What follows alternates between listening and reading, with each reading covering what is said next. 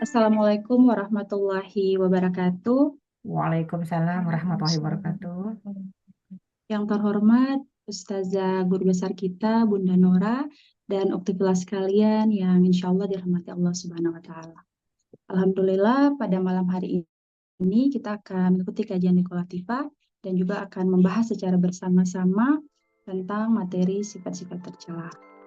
Materi ini akan dibahas oleh grup Nikolativa yang berasal dari Ambon dan jumlah anggota yang kurang lebih 22. Kita akan membahas satu persatu dari 15 sifat tercela. Yang pertama ada sifat ujub yang akan dibahas oleh saya, Ibu Tia. Kemudian ada sifat sombong yang akan dibahas oleh Ibu Desi. Sifat gadap yang akan dibahas oleh Nona Dama. Sifat anania atau egois yang akan dibahas oleh Ibu Una. Keluh kesah yang akan dibahas oleh Ibu Ja. Sifat hasad oleh Ibu Aja.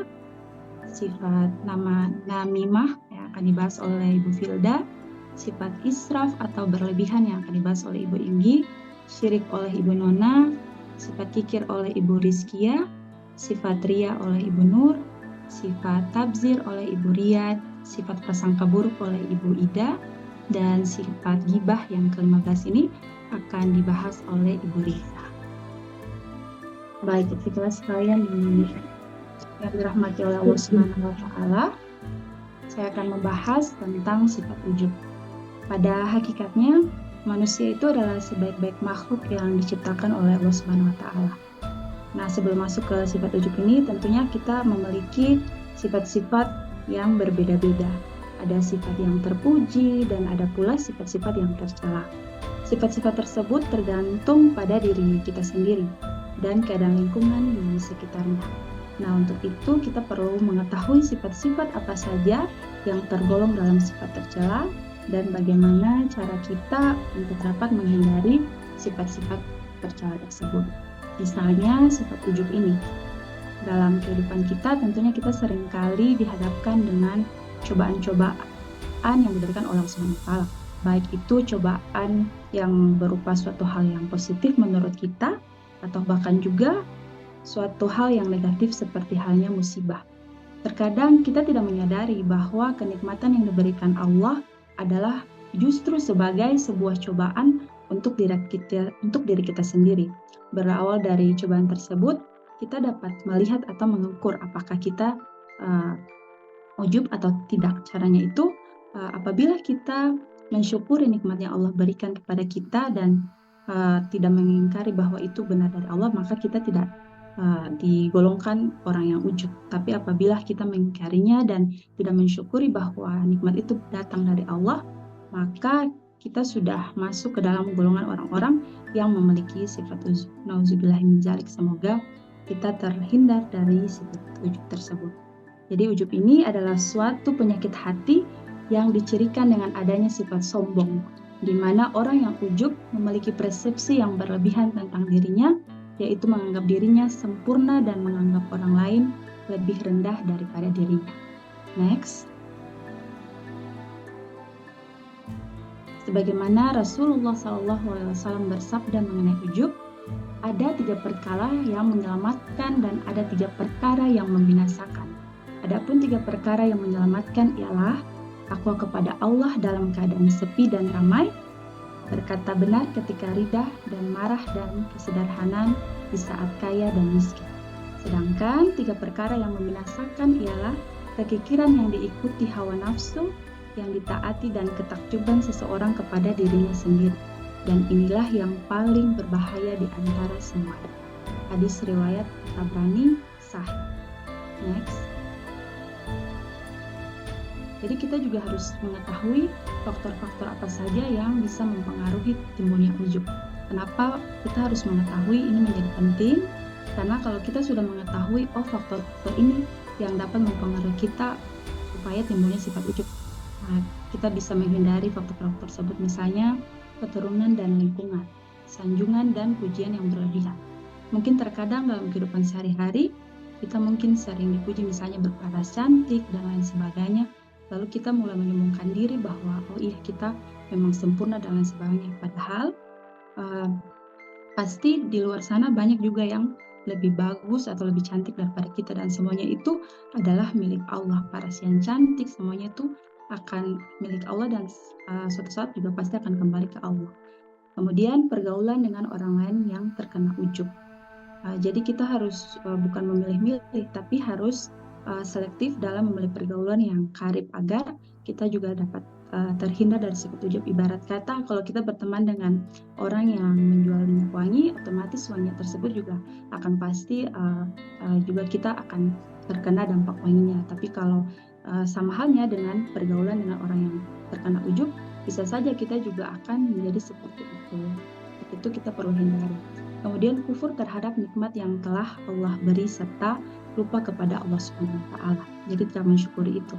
Kemudian menangani kejadian masa lalu yang belum bisa untuk menguasainya serta belum terbina dengan sempurna. Terus jahil serta mengabaikan hakikat diri atau pada rata. Kemudian juga berbangga-bangga terhadap nasab dan keturunan. Jadi belum tentu kalau alhamdulillah kalau memang kita dari garis keturunan yang baik, misalnya dari orang tua kita misalnya ustazah atau lain sebagainya, tapi kita harus menjaga kehormatan keluarga kita itu dengan cara selalu memperbaiki iman kita agar selalu menjadi baik. Karena bukan berarti orang tua kita baik terus bisa saja iman kita goyah dan justru malah lebih buruk daripada orang tua kita. Jadi jangan berbangga terhadap nasab dan keturunan, itu semua tergantung dari diri kita masing-masing. Kemudian berlebih dalam memuliakan serta menghormati, dan ada juga faktor yang mempengaruhi itu yang terakhir, lengah dari akibat yang timbul akibat penyakit ujub. Next, Allah Subhanahu wa taala berfirman dalam dalilnya, yaitu Quran surat Luqman ayat 18 yang berbunyi, A'udzu billahi minasy syaithanir rajim. Bismillahirrahmanirrahim. Wala tusa'ir khaddaka lin-nasi wala tamshi fil ardi maraha. Innallaha la yuhibbu kulla mukhtalin fakhur. Yang artinya, dan janganlah kamu memalingkan wajah dari manusia karena sombong, dan janganlah berjalan di bumi dengan angkuh. Sungguh Allah tidak menyukai orang-orang yang sombong dan membanggakan diri. Quran surat Luqman ayat 18. Maha benar Allah dengan segala firman. Next.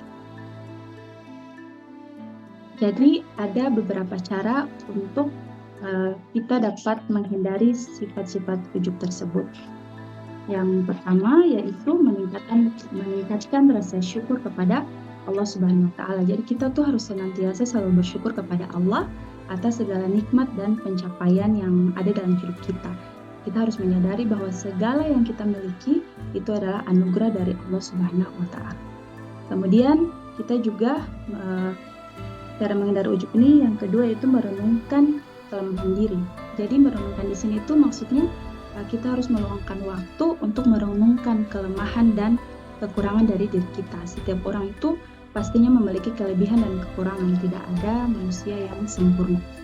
Kemudian yang ketiga, kita dapat mendekatkan diri kepada Allah Subhanahu wa taala melalui apa? Melalui berdoa dan beribadah dengan ikhlas. Mengingat Allah dalam setiap tindakan dapat membantu kita untuk tetap menjadi pribadi yang rendah hati. Yang keempat di sini ada bergaul dengan orang baik. Jadi berinteraksi dengan orang-orang yang memiliki akhlak baik itu dapat menjadi pengingat untuk menjaga sikap rendah hati kita dan menghindari diri kita juga dari sifat ujub.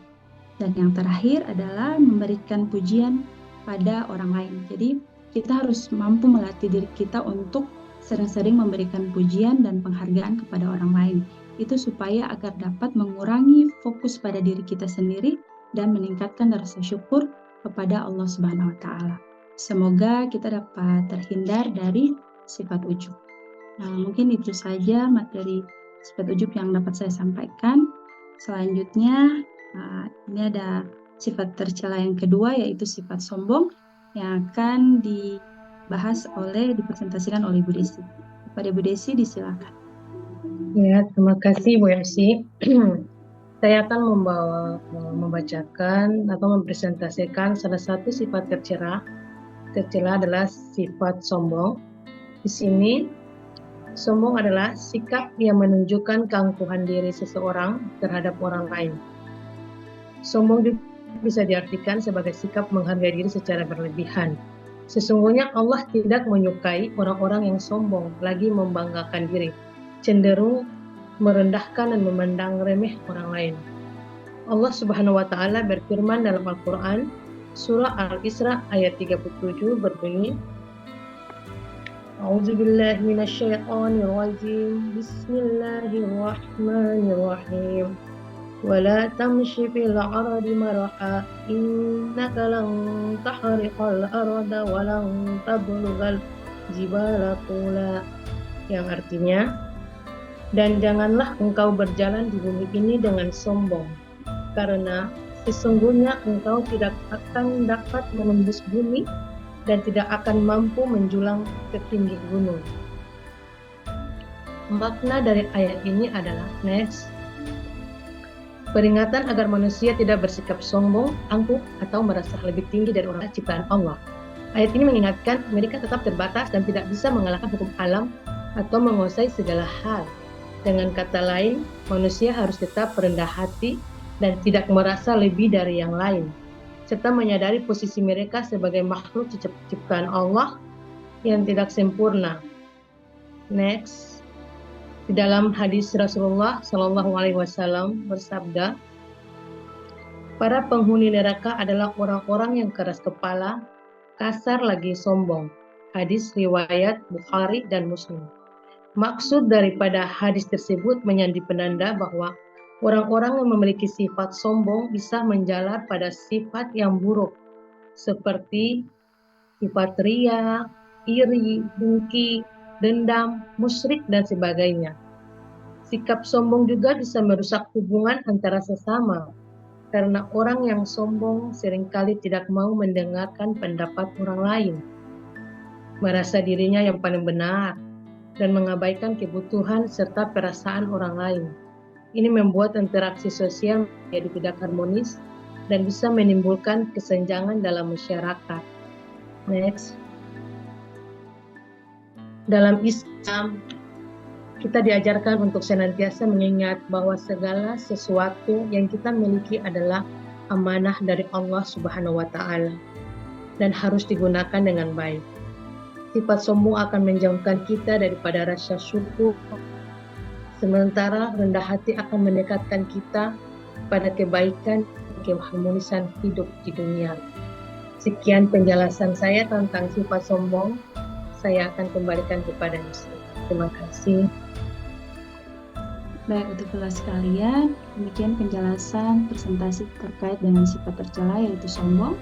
Kita beralih ke sifat tercela berikutnya yaitu sifat gadap yang akan dipresentasikan oleh Nana Dama.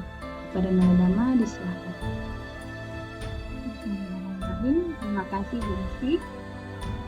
Hari ini saya akan mempresentasikan materi tentang gadap. Pengertian gadap. Gadap berasal dari kata gajiba yagdabu yang artinya marah, mengamuk, atau murka. Jadi dapat dikatakan bahwa gadap adalah sifat yang muncul ketika amarah seseorang meningkat karena merasa tidak senang atas perlakuan yang tidak pantas, tersakiti maupun terancam. Hadis tentang gadap.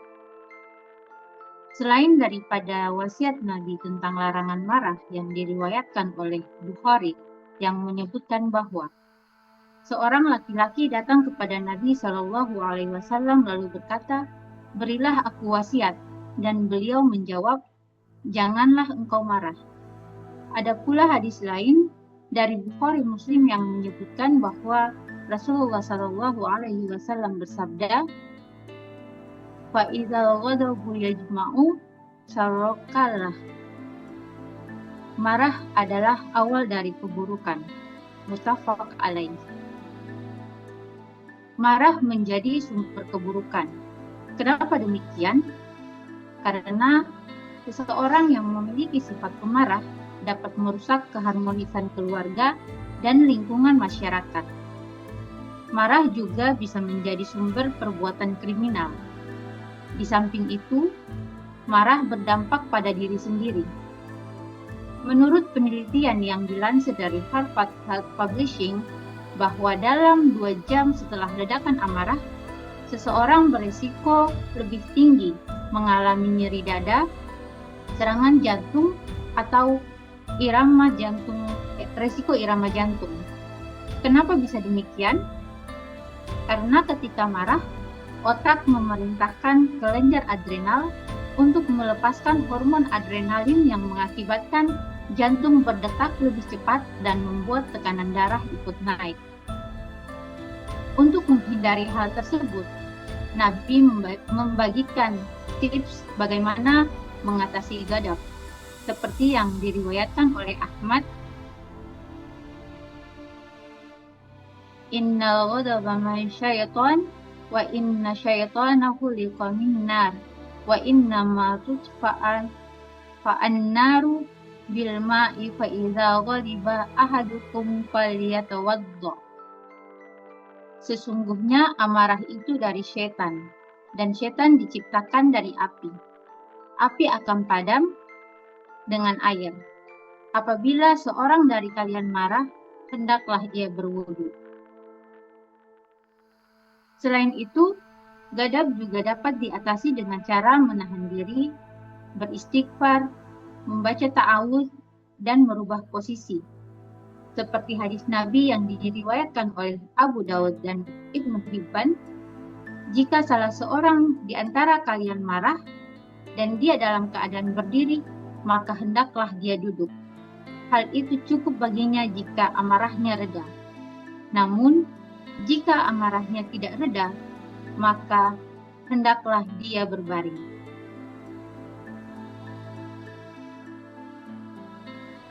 Mengapa ghadab termasuk dalam sifat tercela?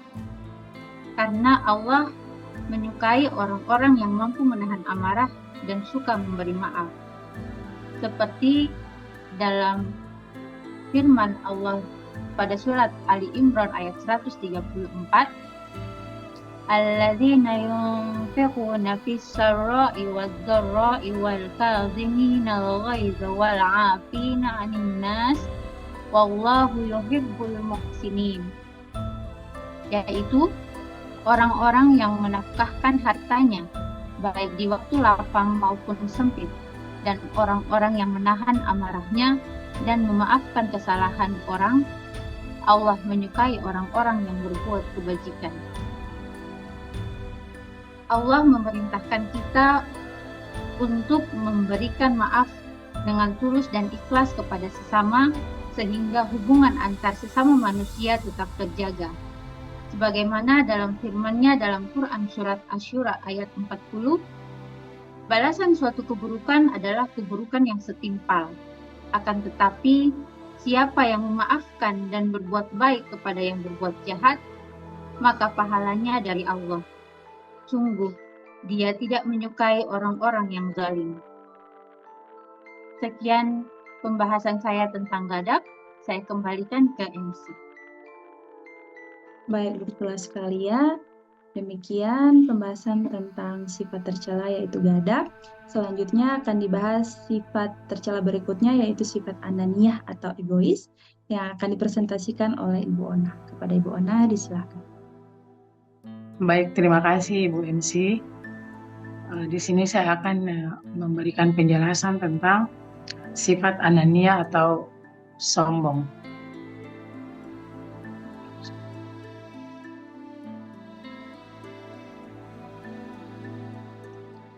Anania adalah istilah yang berasal dari bahasa Arab, yaitu ana yang berarti aku. Sementara itu anania artinya yaitu kelakuan atau egois. Anania adalah sifat mementingkan diri sendiri tanpa mempedulikan dampaknya terhadap orang lain. Sifat anania ini adalah penyakit hati yang apabila tidak segera ditanggulangi akan mengundang penyakit hati lainnya seperti sombong, angkuh, hasad, dan sebagainya. Next.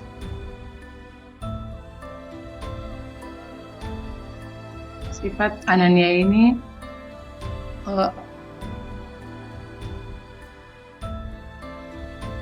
Quran Surat Al-Mu'minun ayat 71 yang berbunyi Bismillahirrahmanirrahim. Walau ittaba'al haqqu ahwa'ahum lafasadatis samawati wal ard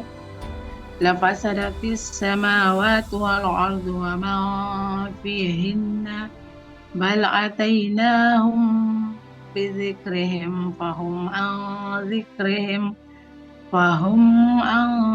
dzikrihim mu'ridun, yang artinya seandainya kebenaran itu menuruti keinginan mereka, niscaya binasalah langit dan bumi serta semua yang ada di dalamnya. Bahkan kami telah mendatangkan Al-Quran sebagai peringatan mereka, tetapi mereka berpaling dari peringatan itu. Selanjutnya Rasulullah SAW juga bersabda dari Abdullah ibnu Umar radhiyallahu anhu, Rasulullah SAW bersabda, Anania itu menjadi kegelapan di hari kiamat. Hadis riwayat Bukhari. Bagaimana cara kita menghindari sifat Anania ini? Yang pertama, kita berdoa kepada Allah Subhanahu wa Ta'ala agar dijaga dari perilaku tercela Anania. Yang kedua, menyadari betul buruknya balasan mereka yang Anania di dunia juga di akhirat. Yang ketiga, senantiasa mengingatkan diri bahwa Anania merupakan penyakit hati dan bisa menyembuhkan penyakit ini hanyalah diri sendiri. Yang ketiga, banyak bergaul dengan mereka, peduli dan gemar membantu orang lain sehingga diri juga akan tergerak. Yang selanjutnya, menghindari mereka yang bersifat Anania. Demikian dari saya. Selanjutnya saya kembalikan ke MC. Baik Ibu Ona, terima kasih atas penjelasan terkait dengan sifat Anania atau egois. Selanjutnya kita beralih ke sifat keluh kesah, yaitu sifat tercela yang akan dibahas oleh Ibu Ja. Kepada Ibu Ja, disilakan. Iya, terima kasih MC. Saya akan mempresentasikan tentang keluh kesah. Keluh kesah. Istilah keluh kesah terdiri dari dua suku kata, yaitu keluh dan kesah. Keluh berarti ungkapan yang keluar disebabkan perasaan susah yang membebani pikiran dan hati. Kesah berarti munculnya perasaan gelisah. Jadi, keluh kesah adalah ungkapan yang keluar dari rasa ketidakpuasan terhadap sesuatu yang telah didapatkan atau suatu tindakan yang susah karena kekecewaan atau penderitaan yang dialami seseorang. Keluh kesah merupakan sifat mendasar yang dimiliki oleh setiap manusia. Sebagaimana dalam firman Allah Subhanahu wa Ta'ala dalam Quran surat Al-Ma'arij ayat 19. Bismillahirrahmanirrahim. Innal insana khuliqa halu'a. Sesungguhnya manusia diciptakan dengan sifat keluh kesah lagi pikir. Dalam ayat ini dijelaskan bahwa manusia memiliki sifat berkeluh kesah dan kikir yang sudah melekat pada diri manusia. Tidak ada manusia yang luput dari sifat tersebut. Kita sering membanding-bandingkan diri kita dengan orang lain. Sering kita melihat nikmat yang Allah berikan kepada orang lain dan melupakan nikmat yang Allah berikan kepada kita. Ketika menghadapi musibah, manusia merasa kecewa, mengeluh, dan menyalahkan keadaan. Bahkan, sebagian besar dari manusia menceritakan musibah yang dialaminya kepada orang lain. Sementara apabila manusia diberi nikmat oleh Allah Subhanahu wa Ta'ala, manusia cenderung kikir dengan berbagai alasan. Next. Adapun hadis tentang keluh kesah. Abdullah bin Mas'ud berkata, Rasulullah Shallallahu Alaihi Wasallam bersabda, barang siapa tertimpa kesusahan, lalu mengeluh-ngeluhkannya kepada manusia, maka kesusahannya tidak akan tertutupi. Dan barang siapa tertimpa kesusahan, lalu mengeluh-ngeluhkannya kepada Allah, hampir saja Allah memberinya rezeki cepat atau lambat. Berkata Abu Isa, hadis ini hasan sahih gharib. Dari hadis itu terlihat bahwa keluh kesah kepada manusia adalah sesuatu yang terlarang. Keluh kesah dapat terjadi karena tidak ikhlas menghadapi ujian dan dikuasai oleh hawa nafsu.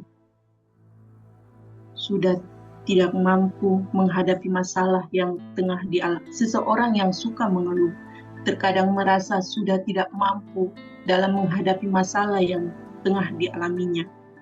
Justru ujian yang Allah datangkan tujuannya untuk menguji keimanan hambanya, menunjukkan rasa cinta Allah kepada hambanya, dan melatih hambanya untuk bersyukur.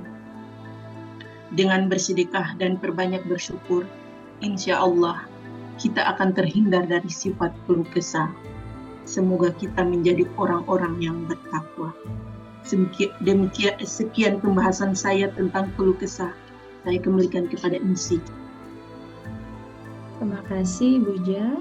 Selanjutnya untuk kelas kalian, kita akan masuk pada sifat tercela yang keenam, yaitu sifat hasad. Sifat hasad ini akan dipresentasikan oleh Ibu Aja. Kepada Ibu Aja disilakan. Ya, terima kasih Ibu Ensi. Di sini saya akan menjelaskan tentang sifat hasad. Next, Ibu. Hasad. Hasad atau penyakit hati merupakan perasaan tidak senang atau iri hati terhadap nikmat yang dimiliki orang lain. Sifat ini berawal dari sifat tidak menerima yang diberikan Allah Subhanahu wa Ta'ala kepadanya, karena ia melihat orang lain diberi nikmat yang dianggap lebih besar. Hasad pun bisa timbul bila seseorang menganggap dirinya lebih berhak mendapat nikmat dibanding orang lain. Next, hasad merupakan salah satu penyakit hati. Mengapa hasad dilarang dalam agama Islam? Kenapa demikian? Karena yang pertama, hasad dapat merusak ukhuwah, hubungan manusia dengan manusia, hablum minanas. Yang kedua, hasad dapat membutakan hati seseorang. Dalam artinya, bila dia melihat orang lain itu berhasil, dia tidak terima, dia juga ingin seperti itu. Disitulah timbul rasa sifat hasad. Yang ketiga, hasad dapat menghilangkan pahala amal saleh. Dengan sifat ini, seseorang juga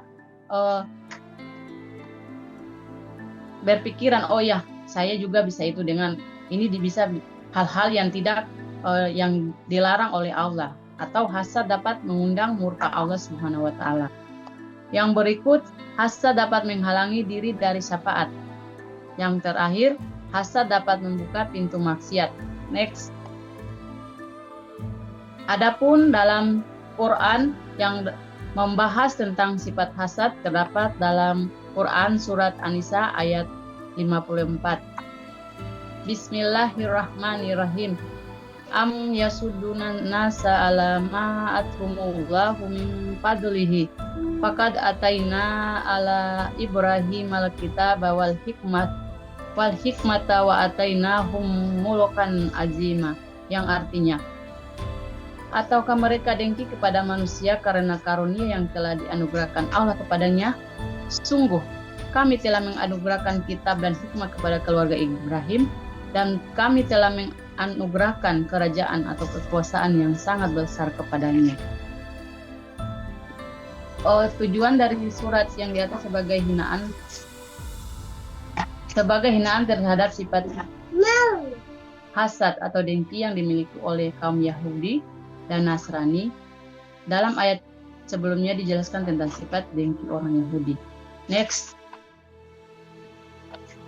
Salah satu hadis yang menjelaskan tentang sifat hasad yaitu dari hadis riwayat Abu Daud nomor 4257 yang berbunyi, Anan Nabiya sallallahu alaihi wasallam qala iyyakum walhamda fa innal hamda ya'kulul hasanati kama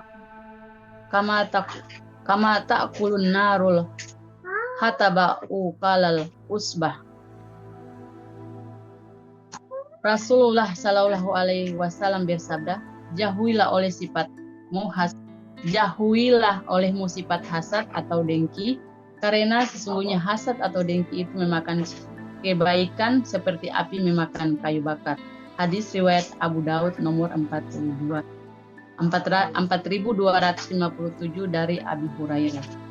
Demikianlah penjelasan atau presentasi dari saya tentang sifat hasad. Saya kembalikan kepada MC. Terima kasih. Baik, Waktifillah yang insya Allah dirahmati Allah Subhanahu Wa Taala. Selanjutnya kita akan beralih ke sifat tercela yang ketujuh, yaitu sifat namimah. Sifat namimah ini akan dipresentasikan oleh Ibu Filda. Kepada Ibu Filda disilahkan.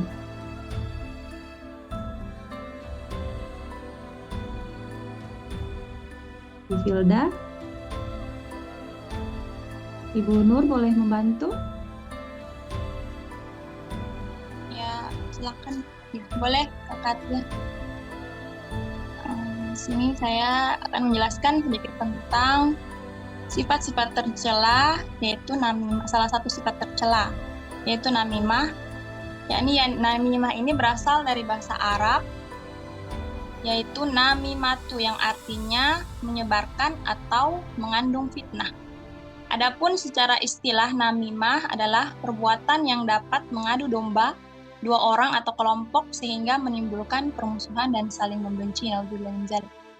Jadi harus kita hindari sifat-sifat namimah ini karena bisa mengadu domba dan bisa membuat permusuhan dan saling membenci kepada antar sesama orang lain.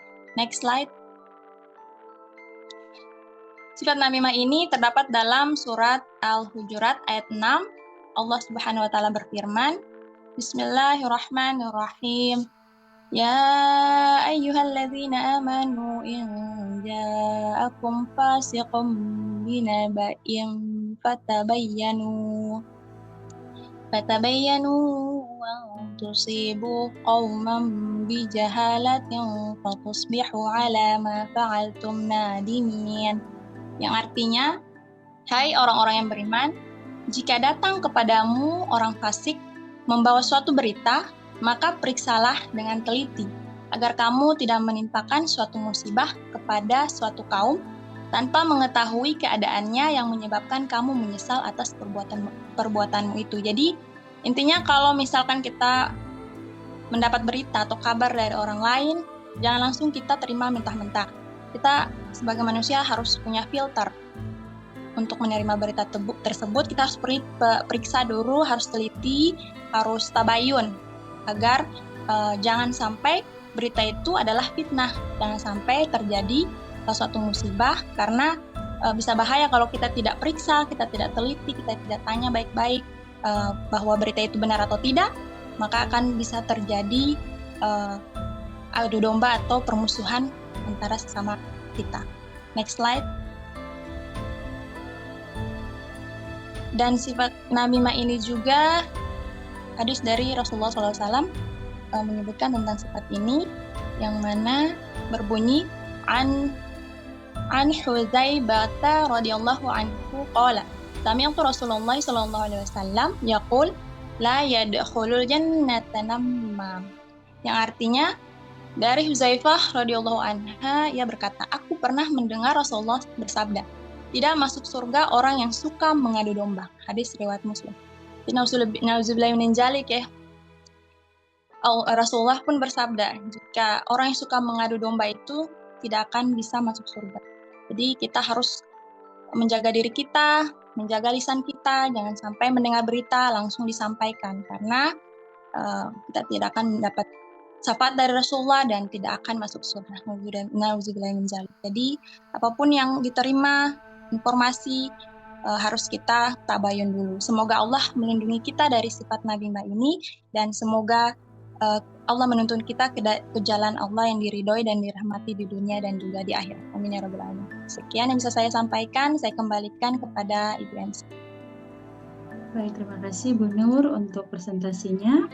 Waktu pilas kalian yang insya Allah dirahmati Allah Subhanahu wa Ta'ala, kita beralih ke sifat tercela yang ke-8, yaitu sifat israf berlebihan atau berlebihan.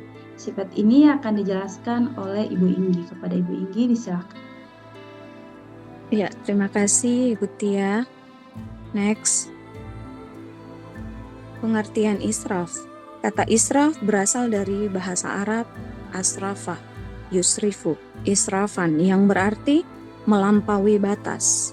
Israf adalah perbuatan yang melampaui batas kewajaran, baik dalam hal makanan, minuman, pakaian, tempat tinggal, dan sebagainya.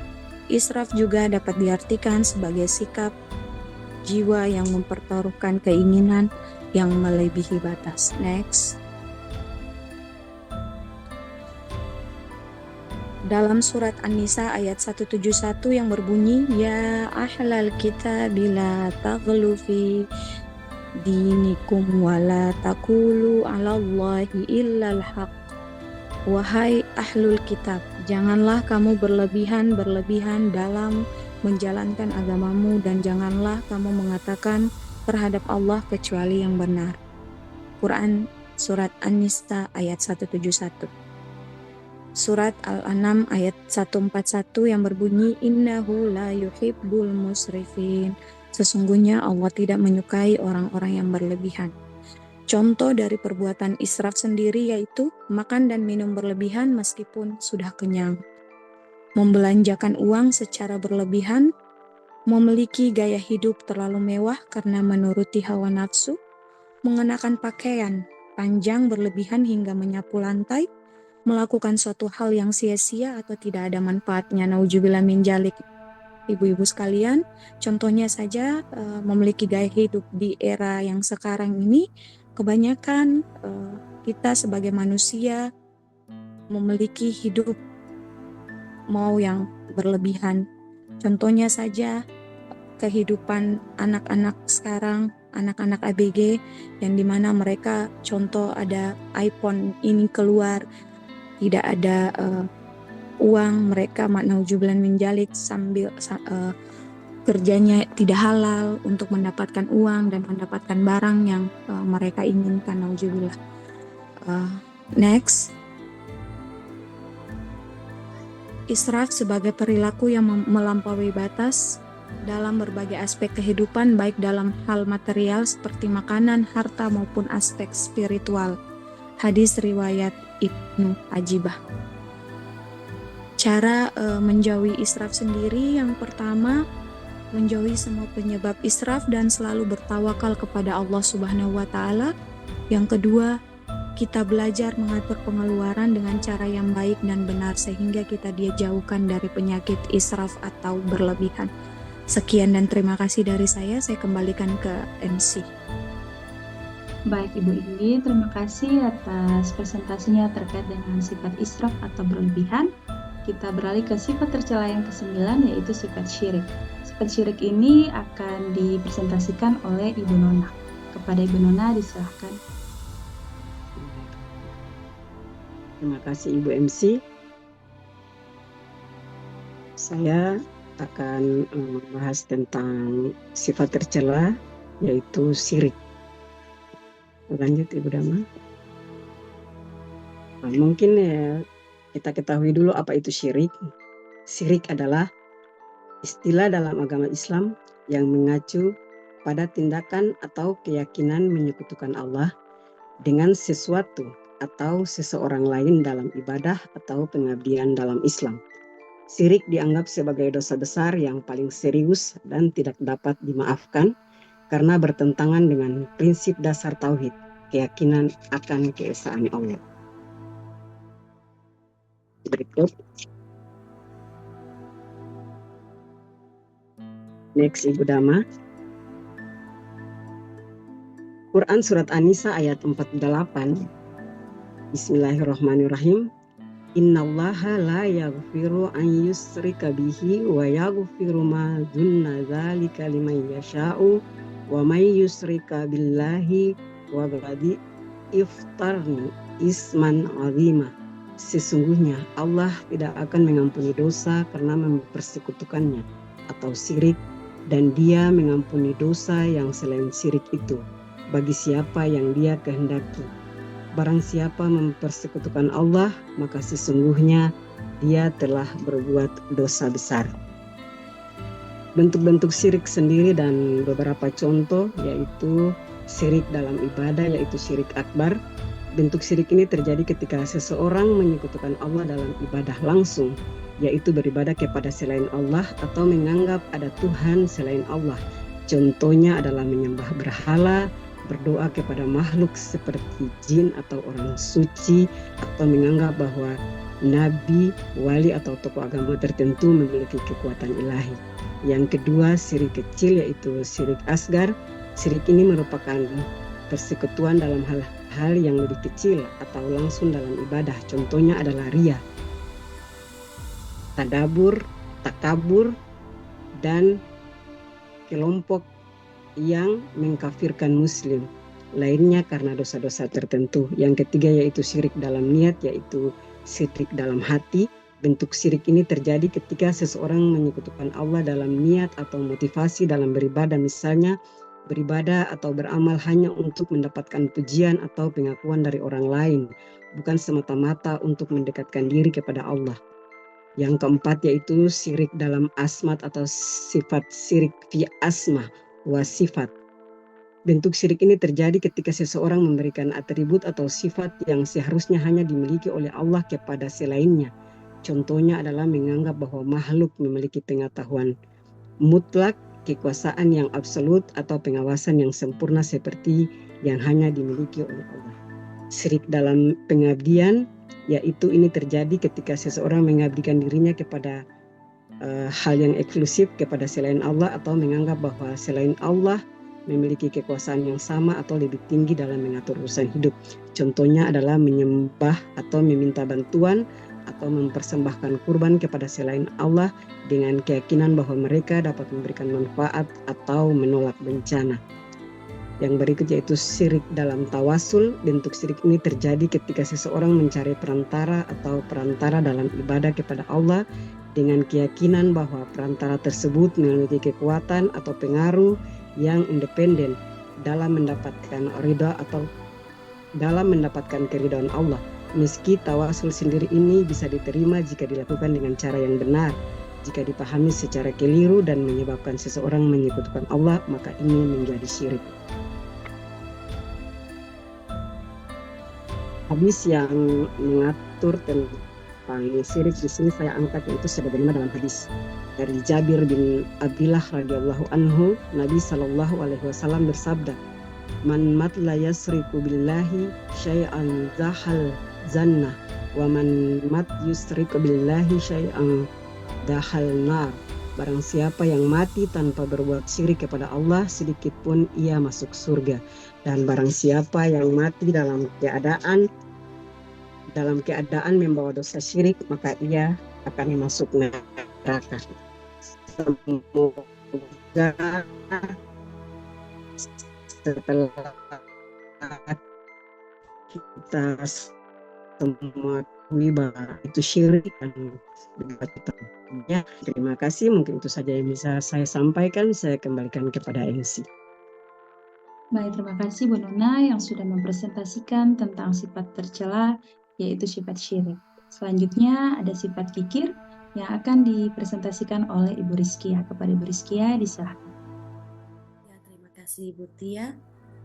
Di sini saya akan membahas tentang kikir. Dalam Islam, kikir adalah sifat yang enggan mengeluarkan harta untuk keperluan yang dianjurkan seperti sedekah, zakat, dan infak. Sifat kikir juga tidak hanya berkaitan dengan materi, tetapi juga non-materi seperti kikir dalam memberikan perhatian, kasih sayang, ilmu, dan juga nasihat. Selama ini kita lebih terfokus kalau orang yang kikir itu orang yang enggan mengeluarkan hartanya. Padahal orang yang tidak mau berbagi ilmu atau nasihat, itu juga termasuk orang yang mempunyai sifat kikir. Sebenarnya kikir juga itu hampir sama dengan pelit. Hanya saja kalau pelit hanya tidak mau memberikan atau mengeluarkan hartanya, ilmunya, sedangkan kikir dia juga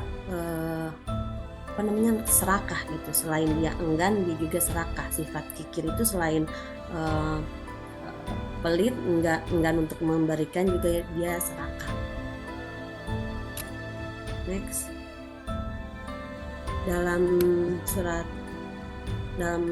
Al-Quran ada beberapa surat yang membahas tentang kikir. Salah satunya adalah surat Al-Baqarah ayat 268 yang artinya setan menjanjikan atau menakut-nakuti kamu kemiskinan dan menyuruh kamu berbuat keji atau kikir, sedangkan Allah menjanjikan kamu ampunan dan karunia-Nya. Allah Maha luas lagi Maha mengetahui.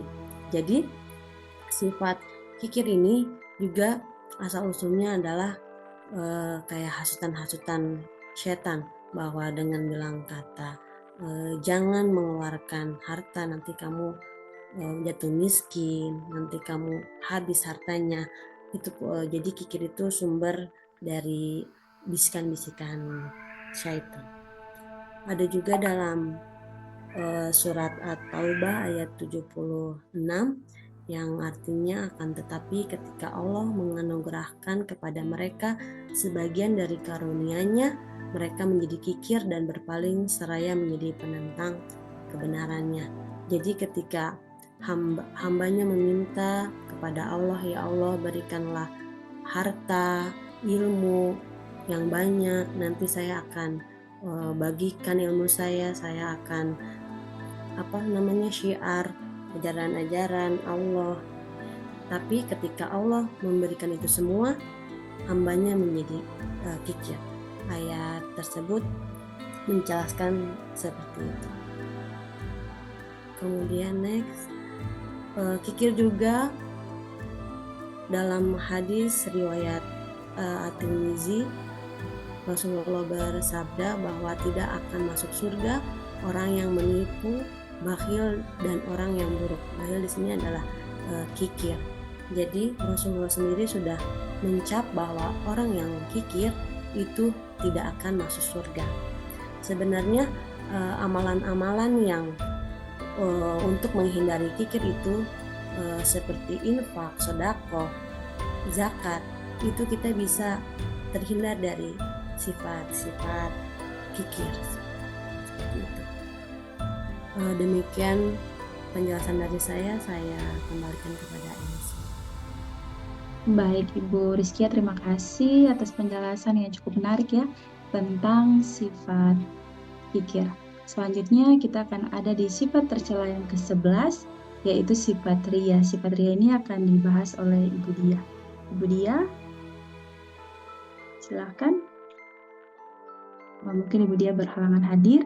Ibu Erna boleh dipresentasikan, izin Bu berkenan dipresentasikan terkait dengan sifat riya.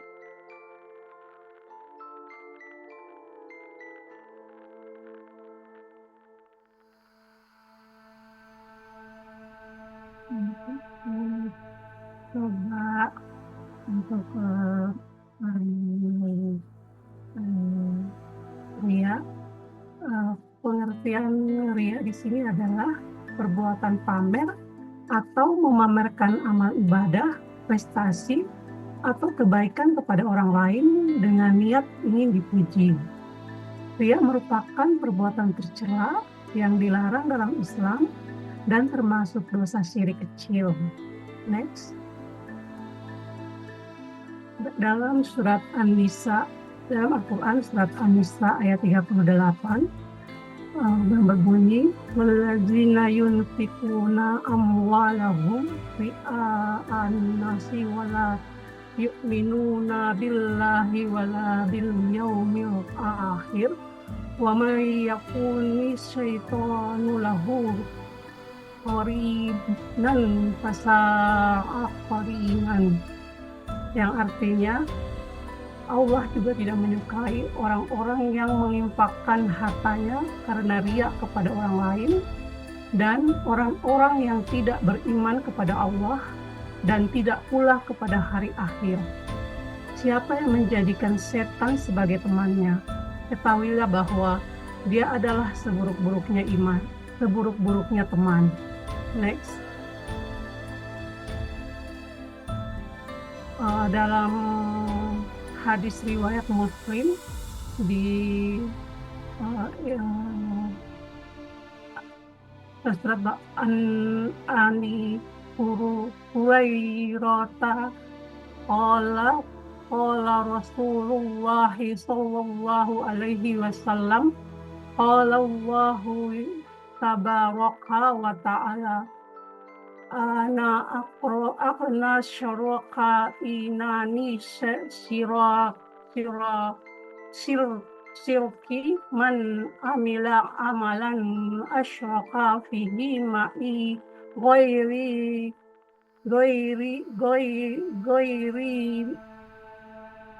taraktuhu wasirkahu. Artinya diriwayatkan dari Abu Hurairah, ia berkata, Rasulullah Shallallahu Alaihi Wasallam bersabda, Allah tabaraka wa ta'ala berfirman, aku zat yang paling tidak butuh kepada sekutu. Barang siapa melakukan suatu amalan yang di dalamnya itu ia menyekutukan aku dengan selainku, niscaya aku tinggalkan ia bersama sekutu itu. Next.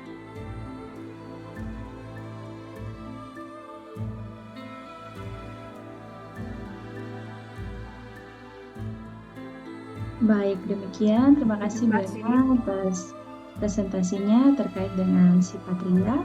Selanjutnya, kalau tadi sifat riya, kalau ini Ibu Ria nih yang mempresentasikan tentang sifat tercela tabzir. Kepada Ibu Ria disilahkan. Terima kasih Ibu Tia. Assalamualaikum warahmatullahi wabarakatuh. Waalaikumsalam. Malam ini saya mungkin akan menjelaskan sedikit tentang tafsir. Jadi apa sih itu tafsir? Yang pertama, arti dan makna. Tafsir berasal dari bahasa Arab, yaitu bazara, yubadzir, tabziron, yang menurut para ulama artinya adalah pengeluaran yang bukan hak. Sedangkan lebih luas lagi arti dan maknanya, tabzir berarti menghamburkan harta secara tidak perlu, melebihi kebutuhan, dan tidak sesuai dengan syariat Islam. Tabzir merupakan perilaku membelanjakan harta atau menggunakan barang secara berlebihan, tidak perlu, atau biasa umumnya itu kita sebut pemborosan. Next. Oke. Cara menghindari tabzir, yang pertama menghargai nikmat Allah. Yang kedua, mengelola harta dengan bijak. Yang ketiga, berinfak dengan tepat. Mungkin kalau soal yang berinfak dengan tepat ini, yang pertama mungkin dari niat. Jadi ada sebagian dari kita itu yang kayak berinfak atau bersedekah, tetapi tidak dibarengi dengan perasaan ikhlas. Jadi mungkin niatnya harus kita bersihkan dulu. Yang terakhir ini menghindari kesia-siaan. Next. Adapun penjelasan dalam Al-Quran tentang sifat tabzir ini diterangkan dalam surat Al-Isra ayat 26. Bismillahirrahmanirrahim. Wa'atizal qurba haqqahu wal miskina wabnas sabil wala tubazzir tabzira. Yang artinya, berikanlah haknya kepada keluarga dekat, orang miskin, dan musafir, dan janganlah kamu menghamburkan hartamu secara boros. Next. Sedangkan dalam hadis riwayat soal tabzir ini diterangkan dalam hadis riwayat Muslim nomor 142 yang berbunyi ma yubghizullahu syai'an aqsara minal mubazziril ladzina la yaskur, yang artinya tidak ada yang lebih dibenci Allah Subhanahu wa taala daripada seseorang yang boros serta tidak berterima kasih. Next. Mungkin saya tambahkan sedikit ya Bu Dama soal ini. Jadi hikmah dari sifat tabzir ini yang pertama itu kita sebagai setiap muslim dilarang bersifat boros karena boros ini merupakan tabiat setan. Kita kan tidak mau ya berteman sama setan-setannya Ibu ya. Sifat boros akan menimbulkan kerugian serta kesengsaraan hidup di kemudian hari.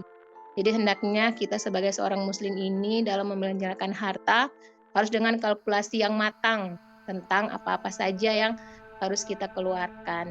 Yang kedua, hikmah yang dapat kita ambil dari sifat tabzir ini yang jadi larangan keras bagi kita umat muslim untuk membelanjakan harta dengan cara sesuka hati yang akan berakibat kesengsaraan baik di dunia maupun akhirat.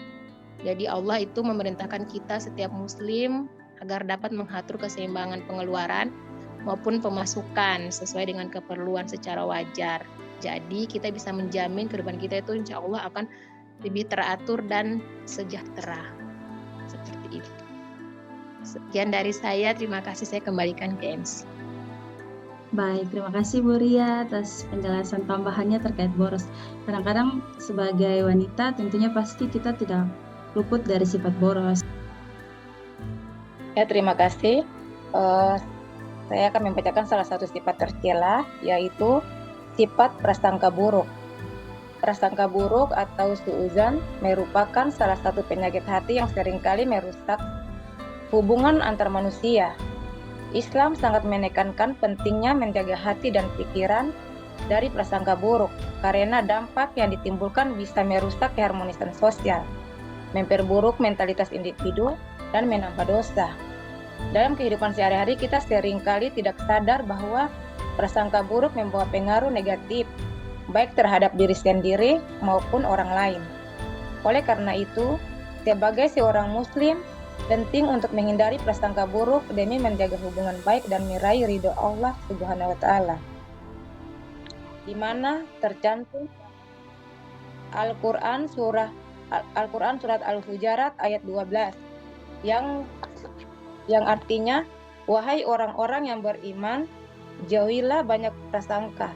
Sesungguhnya sebagian prasangka itu dosa. Janganlah mencari-cari kesalahan orang lain, dan janganlah ada di antara kamu yang mengunjing sebagian yang lain. Apakah ada di antara kamu yang suka memakan daging saudaranya yang sudah mati? Tentu kamu merasa jijik. Bertakwalah kepada Allah, sesungguhnya Allah Maha Penerima Tobat lagi Maha Penyayang. Yang berikutnya, menghindari prasangka buruk. Menghindari prasangka buruk bukanlah hal yang mudah, tetapi bukan berarti tidak mungkin. Ada beberapa langkah yang bisa dilakukan untuk melatih diri agar terhindar dari perilaku ini. Salah satunya yaitu dengan berpikir positif dan husnuzan. Yang kedua, melakukan tabayun. Dan ketiga, menjaga kebersihan hati. Di mana Rasulullah SAW juga memperingatkan dalam sebuah hadis yang artinya, jauhilah prasangka buruk karena prasangka buruk adalah sedusta-dustanya perkataan. Janganlah kalian mencari-cari kesalahan orang lain, memata-matai, berkompetisi tidak sehat, saling hasad, dan saling benci, dan saling membelakangi. Jadilah kalian hamba-hamba Allah yang bersaudara. Manfaat menghindari prasangka buruk itu, kita berhasil menghindari prasangka buruk itu ada banyak manfaat yang akan kita rasakan, baik secara pribadi maupun sosial. Yang pertama, hubungan dengan orang lain akan menjadi lebih baik. Yang kedua, menghindari prasangka buruk, kita akan mendapatkan ketenangan batin akan lebih mudah dicapai. Dan yang berikutnya, kita menghindari dosa-dosa besar. Jadi kesimpulan dari prasangka buruk ini adalah penyakit hati yang dapat merusak hubungan antar manusia dan menambah dosa. Islam melalui Al-Quran dan hadis mengajarkan umatnya untuk selalu berpikir positif, melakukan tabayun, dan menjaga kebersihan hati agar terhindar dari suuzan. Dengan menghindari prasangka buruk, kita dapat menjaga hubungan sosial yang harmonis, mencapai ketenangan batin, dan menghindari dosa. Mari kita latih diri kita untuk senantiasa husnuzan dan menjaga persaudaraan agar hidup kita lebih damai dan penuh berkah. Sekian dari saya untuk presentasi salah satu sifat tercela. Selanjutnya saya kembalikan kepada MC. Terima kasih. Baik, terima kasih Bu Ida yang sudah mempresentasikan dan menjelaskan kepada kita terkait dengan sifat tercela prasangka buruk. Selanjutnya akan ada presentasi dari Ibu Riza yang akan membahas tentang sifat tercela yaitu ghibah. Pada Ibu Riza disilahkan. Mungkin boleh dibantu Ibu Hasna Ahmed, boleh?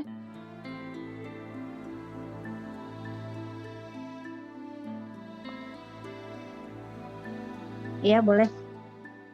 Coba ya. Silakan Ibu Bismillah. Ya.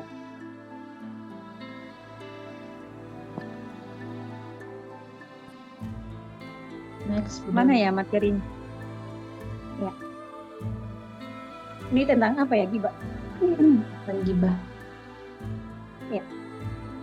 Definisi dari ghibah yaitu berasal dari kata ghaib, berarti tidak hadir.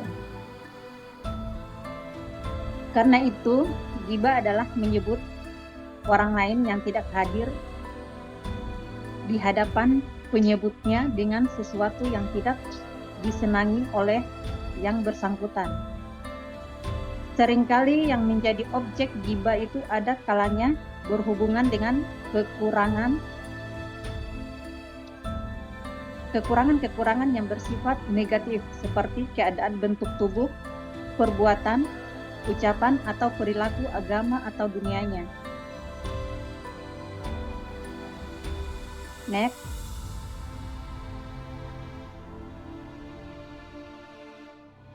Seperti yang dikutip dari hadis Muslim yang berbunyi, Haddatsana Yahya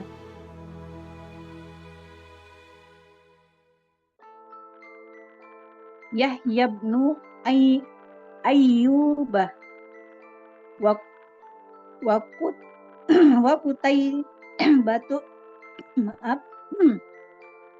wa bnu Hubri qalu haddatsana Ismailu anil Alai anna abihi an abi Hurairah anna Rasulullah sallallahu alaihi wasallam qala atadruna mal ghibah qalu Allahu wa rasuluhu a'lamu qala zikruka ahaqqa bima yakrahu qila afara aita in kana fi ahi ma aqulu qala in kana fihi ma taqulu faqad tabtahu wa in lam yakum fihi faqad bahattah, yang artinya Yahya ibnu Ayyub, Qutaibah dan ibnu Hujr menyampaikan kepada kami, Ismail menyampaikan kepada kami dari Al-Ala dari ayahnya dari Abu Hurairah bahwasanya Rasulullah Shallallahu Alaihi Wasallam bersabda, apakah engkau tahu apa ghibah itu? Para sahabat menjawab, Allah dan Rasulnya yang lebih mengetahui. Rasulullah Shallallahu Alaihi Wasallam bersabda, engkau menyebut tentang saudaramu sesuatu yang dia tidak suka atau dibenci. Para sahabat kembali bertanya, bagaimana menurutmu wahai Rasulullah, jika memang benar hal yang dibenci itu ada dalam diri saudaraku? Rasulullah SAW menjawab, jika memang ada dalam dirinya seperti apa yang engkau katakan, berarti engkau telah melakukan ghibah kepadanya. Tetapi jika engkau katakan tidak ada dalam dirinya, berarti engkau telah menuduhnya secara batil atau dusta. Hadis Muslim. Ya, hadis Muslim. Next.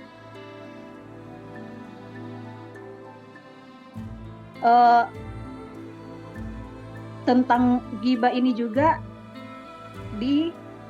berada dalam Al-Quran surah Al-Hujurat ayat 12 yang berbunyi A'udzubillahi minasyaitonirrajim. Bismillahirrahmanirrahim. Ayyuhalladzina amanu ijtanibu katsiran minadh-dhann inna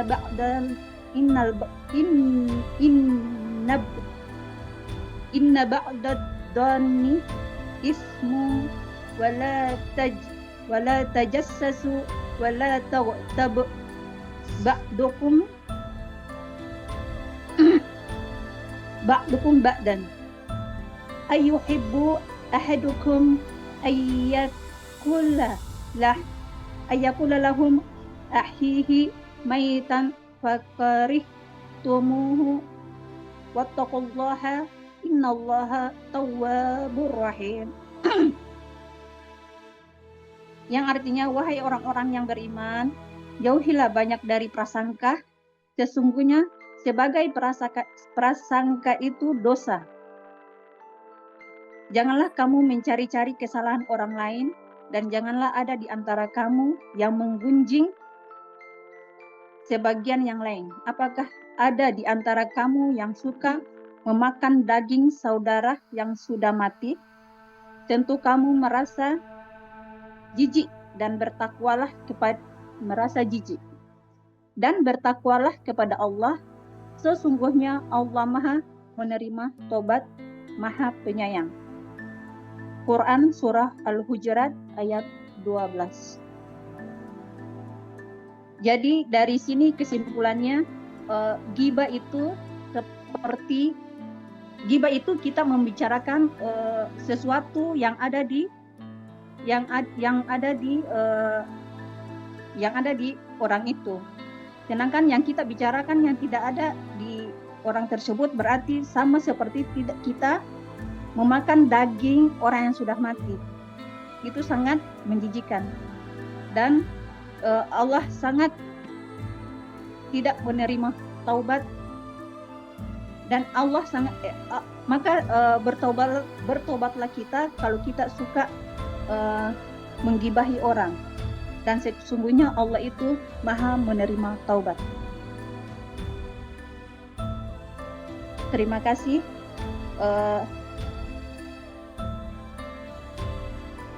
Mohon dikembalikan ke MC. Baik, terima kasih Ibu Hasna Ahmed yang sudah mempresentasikan tentang sifat tercela yaitu ghibah. Nah, untuk kelas kalian, akhirnya kita masuk pada sifat tercela yang ke-15 yang paling akhir, yaitu sifat fitnah. Nah, fitnah ini menurut saya sangat buruk ya, karena fitnah itu lebih kejam daripada pembunuhan. Jadi mari sama-sama kita dengarkan materi fitnah yang akan disampaikan oleh Ibu Ai. Kepada Ibu Ai disilakan. Baik, terima kasih Bu Tia. Saya akan membahas tentang fitnah. Ya, fitnah itu betul kata Bu Tia ya, menyeramkan sekali. Fitnah adalah istilah yang sering digunakan dalam konteks Islam pribadi, itu merujuk pada berbagai bentuk pencemaran nama baik ya. Jadi Dalam konteks sosial juga fitnah dapat berarti tuduhan, gosip, atau informasi yang dapat merusak reputasi seseorang. Fitnah juga berarti ujian atau cobaan. Dalam konteks sosial, fitnah dapat berarti tuduhan, gosip, seperti yang sudah disebutkan, atau informasi yang salah yang dapat merusak reputasi seseorang.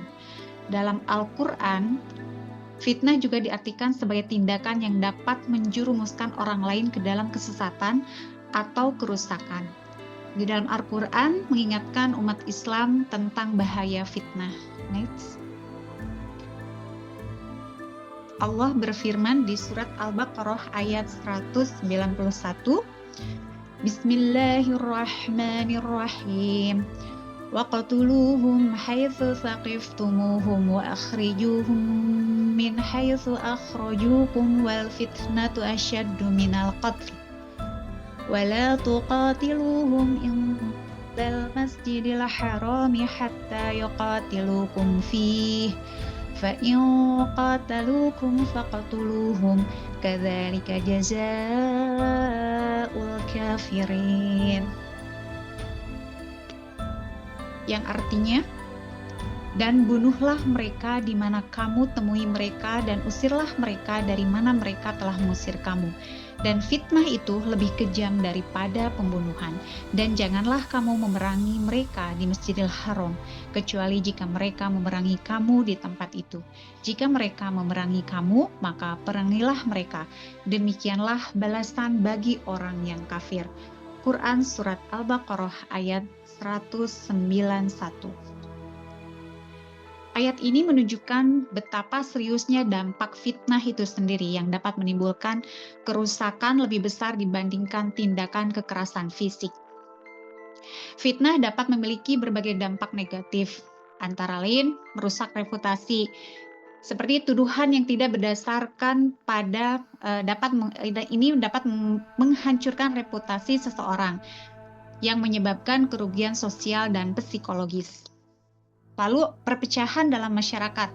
Fitnah dapat memicu konflik dan perpecahan di antara individu atau kelompok, mengganggu keharmonisan sosial. Dan dampak spiritualnya, menggunakan fitnah sebagai alat untuk merugikan orang lain dapat mengakibatkan dosa besar, menjauhkan seseorang dari Allah, dan mengurangi pahala. Next. Rasulullah SAW bersabda, akan terjadi fitnah orang yang duduk lebih baik daripada yang berdiri. Orang yang berdiri lebih baik daripada yang berjalan. Orang yang berjalan lebih baik daripada yang berlari. Barang siapa yang mencari fitnah, maka dia akan terkena pahitnya, dan barang siapa yang menjumpai tempat berlindung, maka hendaknya dia berlindung. Hadis riwayat Muslim.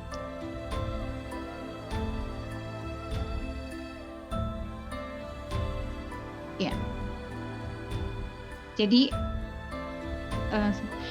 dapat saya simpulkan bahwa fitnah itu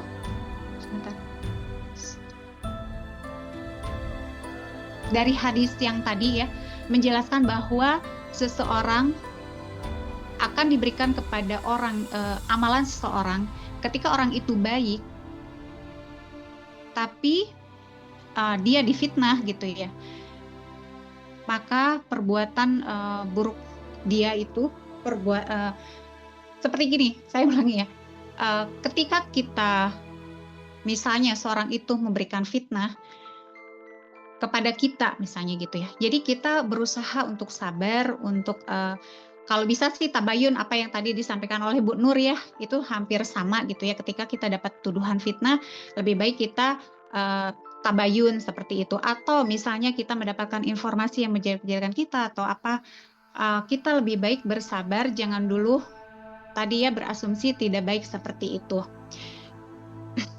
Jadi di hadis yang tadi, baik seorang akan diberikan kepada orang yang terzalimi, sedangkan perbuatan buruknya akan diberikan kepada orang yang menfitnahnya. Nah, fitnah merupakan perbuatan yang sangat dibenci oleh Allah dan termasuk salah satu dosa besar. pelaku fitnah akan ditimpa dosa besar dan dihukum neraka jahanam. Nauzubillahi min dzalik ya.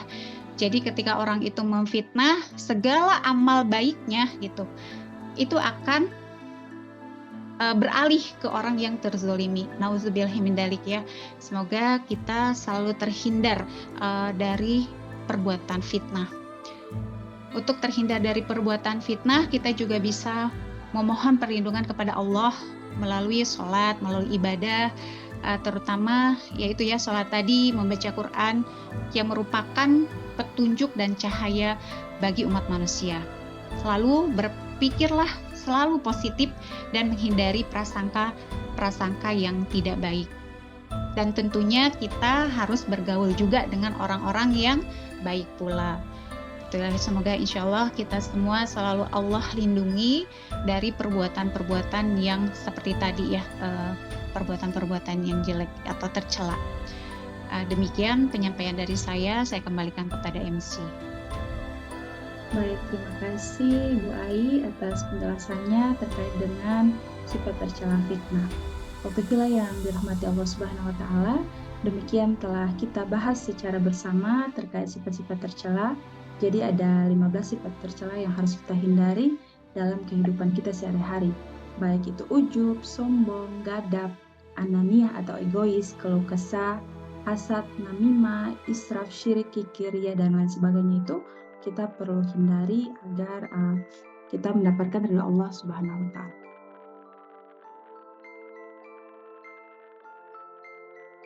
Untuk menutup kajian Liko kita pada malam hari ini, marilah kita berdoa.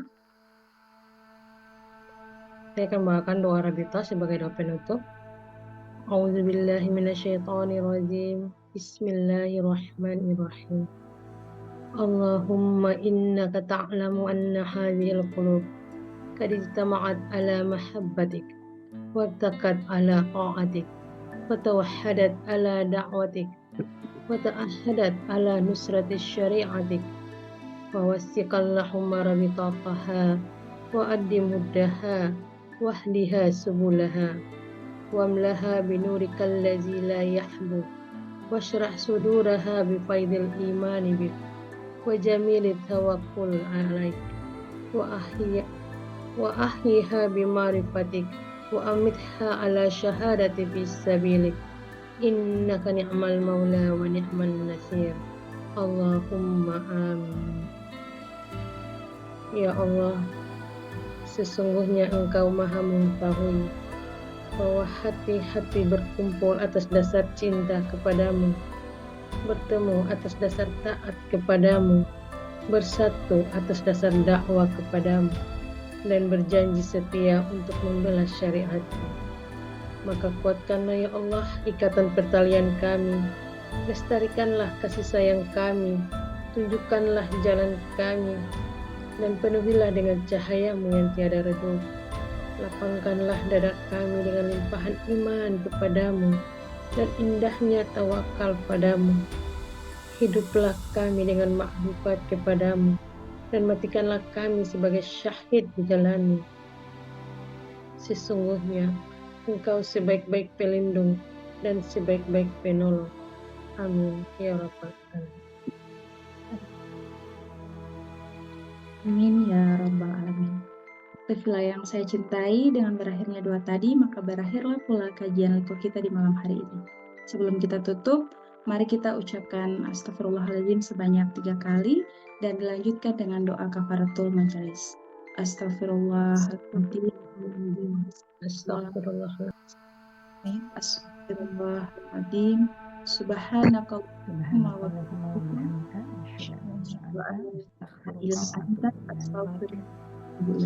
Wallahul mu'afiq ila aqwamit thariq.